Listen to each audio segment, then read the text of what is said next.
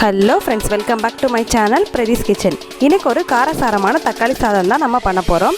எப்படி பண்ணணும்னு சொல்லிட்டு இந்த வீடியோ பார்த்து தெரிஞ்சுக்கோங்க. நீங்கள் நம்ம சேனலை ஃபஸ்ட் டைம் பார்க்குறதா இருந்தால் சேனலை சப்ஸ்கிரைப் பண்ணிக்கோங்க. கூடவே பக்கத்தில் இருக்க பெல் ஐக்கானையும் கிளிக் பண்ணிக்கோங்க. இப்போ வாங்க நம்ம வீடியோக்குள்ளே போகலாம்.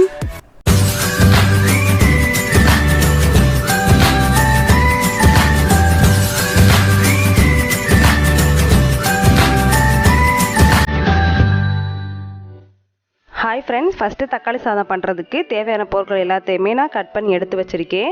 இது கூடவே பார்த்தீங்கன்னா ஸ்பைசஸும் நான் எடுத்து வச்சுட்டேன். இன்றைக்கி தக்காளி சாதம் பண்ணுறதுக்கு நான் நார்மல் சாப்பாட்டு அரிசி தான் எடுத்திருக்கேன். நான் இன்றைக்கி 2.5 கிளாஸ் அளவுக்கு நார்மல் சாப்பாட்டு அரிசி எடுத்திருக்கேன். இப்போ வாங்க நம்ம தக்காளி சாதம் பண்ண ஸ்டார்ட் பண்ணிடலாம். அடுப்பத்தை வச்சு ஒரு குக்கர் அடுப்பில் வச்சுருக்கேன். குக்கர் நல்லா ஹீட் ஆனதும் தேவையான அளவுக்கு நல்லெண்ணெய் சேர்த்துக்கோங்க.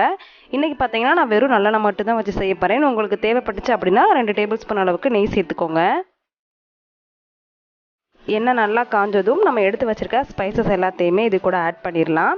இன்றைக்கி நான் ஸ்பைசஸ் பார்த்தீங்கன்னா 2 பிரிஞ்சி இலை, கொஞ்சமாக கல்பாசி எடுத்திருக்கேன். இது கூடவே 2 கிராம்பு, ஒரு பட்டை, ஒரு ஏலக்காய் எடுத்திருக்கேன். உங்களுக்கு தேவைப்பட்டுச்சு அப்படின்னா கொஞ்சமாக சோம்பு சேர்த்துக்கோங்க.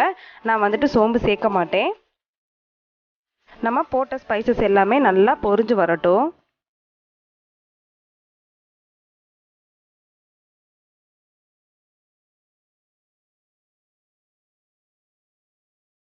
இது கூடவே பார்த்தீங்கன்னா நான் வெள்ளைப்பூடை குட்டி குட்டியாக கட் பண்ணி வச்சுருக்கேன். அதையும் இது கூட ஆட் பண்ணியிருக்கேன்.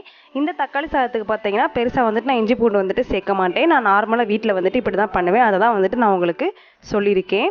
வெறும் பூண்டு மட்டும் ஆட் பண்ணி தக்காளி சாதம் பண்ணோம் அப்படின்னா சூப்பராக இருக்கும்.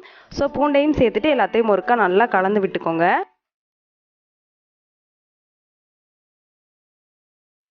இது கூடவே ஒரு 2 பெரிய வெங்காயத்தை நான் நீள நீளமாக கட் பண்ணி வச்சுருக்கேன். அதையும் இது கூட சேர்த்துக்கலாம். இப்போது வெங்காயம் நல்லா கோல்டன் ப்ரௌன் ஆகிற அளவுக்கு வதக்கி விட்டுக்கோங்க. வெங்காயம் வதங்குறதுக்கு தேவையான அளவுக்கு உப்பையும் இது கூட ஆட் பண்ணிக்கலாம்.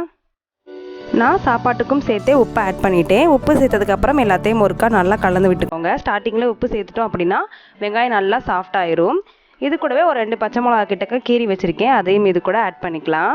உங்கள் காரத்துக்கு தகுந்த மாதிரி நீங்கள் பச்சை மிளகா சேர்த்துக்கோங்க.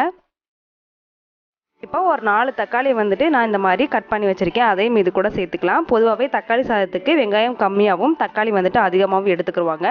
தக்காளி உங்கள் அரிசியோட குவான்டிட்டியை பொறுத்து எடுத்துக்கோங்க. ரொம்பையும் தக்காளி சேர்த்திங்க அப்படின்னா தக்காளி சாதம் புளிச்சா அப்படி ஆயிரும். ஸோ தக்காளியை பார்த்து அட்ஜஸ்ட் பண்ணிக்கோங்க. தக்காளி நல்லா சாஃப்டாகிற அளவுக்கு இருக்கட்டும்.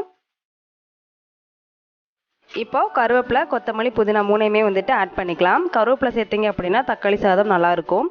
ஸோ நான் ஒரு கொத்த அளவுக்கு மட்டும் கருவேப்பிலை சேர்த்துருக்கேன். எல்லாத்தையும் சேர்த்துட்டு நல்லா கலந்து விட்டுக்கோங்க.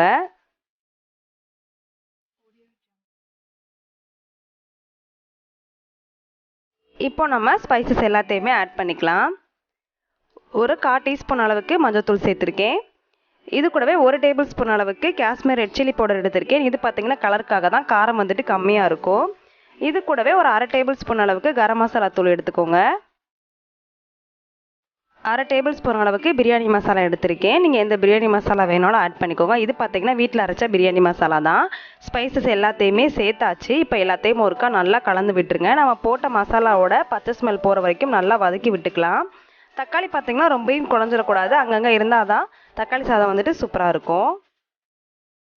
இப்போ பாருங்கள், மசாலாவோட பச்சை ஸ்மெல் எல்லாம் போயிட்டு எண்ணெய் பிரிஞ்சு வந்துருச்சு. இந்த கிளாஸில் நான் இன்றைக்கி 2.5 கிளாஸ் அளவுக்கு அரிசி எடுத்திருக்கேன். அதுக்கு பார்த்தீங்கன்னா ஒரு 6 கிளாஸ் அளவுக்கு நான் தண்ணி ஆட் பண்ணிக்கிறேன். 1க்கு 2 அந்த பதம் தான் கரெக்டு. உங்கள் அரிசியை பொறுத்து நீங்கள் தண்ணியே சேர்த்துக்கோங்க. இப்போ தண்ணி எல்லாம் சேர்த்தாச்சு. எல்லாத்தையும் ஒருக்கா நல்லா கலந்து விட்டுக்கோங்க. இந்த ஸ்டேஜில் உப்பு காரம் எல்லாமே கரெக்டாக இருக்கான்னு செக் பண்ணி பார்த்துக்கோங்க. பத்தலை அப்படின்னா நீங்கள் இந்த ஸ்டேஜில் அட்ஜஸ்ட் பண்ணிக்கோங்க.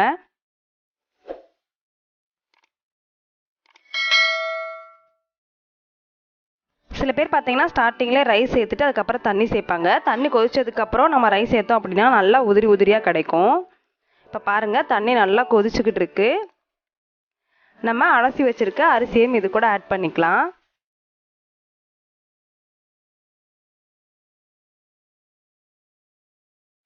அரிசி எல்லாத்தையுமே சேர்த்துட்டு நல்லா கலந்து விட்டுக்கோங்க.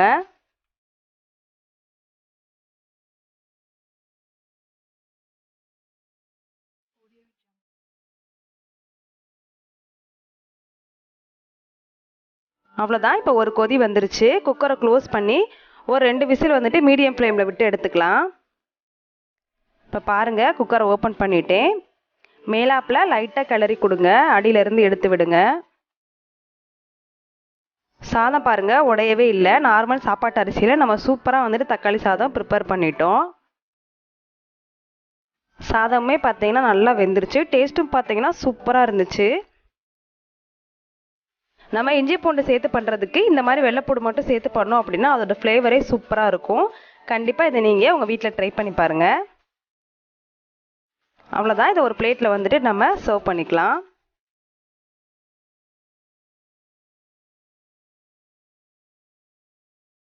பொதுவாகவே குழந்தைங்களுக்கு தக்காளி சாதம்னா ரொம்ப பிடிக்கும். இன்றைக்கி நம்ம வீட்டில் இருக்கிற ரைஸை வச்சு சூப்பரான காரசாரமான தக்காளி சாதம் வந்துட்டு எப்படி பண்ணணும்னு சொல்லிட்டு இந்த வீடியோவில் நீங்கள் பார்த்துருந்துருப்பீங்க. கண்டிப்பாக இந்த ரெசிபியை நீங்கள் உங்கள் வீட்டில் ட்ரை பண்ணி பாருங்கள். ட்ரை பண்ணி பார்த்துட்டு எப்படி இருந்துச்சுன்னு உங்கள் ஃபீட்பேக்கை மறக்காமல் என்னோட கமெண்ட் செக்ஷனில் ஷேர் பண்ணுங்கள். என்னோடய வீடியோ உங்களுக்கு பிடிச்சிருந்துச்சு அப்படின்னா என்னோட சேனலை லைக், ஷேர், கமெண்ட் பண்ணிக்கோங்க. கூடவே பக்கத்தில் இருக்க பெல் ஐக்கானையும் கிளிக் பண்ணிக்கோங்க. அப்போ தான் நான் போடுற வீடியோ எல்லாமே உங்கள் நோட்டிஃபிகேஷனில் வரும். நீங்களும் வீடியோவை மிஸ் பண்ணாமல் பார்ப்பீங்க. அடுத்து ஒரு சூப்பரான ரெசிபி இல்லை சூப்பரான கண்டென்ட்டோட நான் உங்களை மீட் பண்ணுறேன். அது வரைக்கும் பாய்.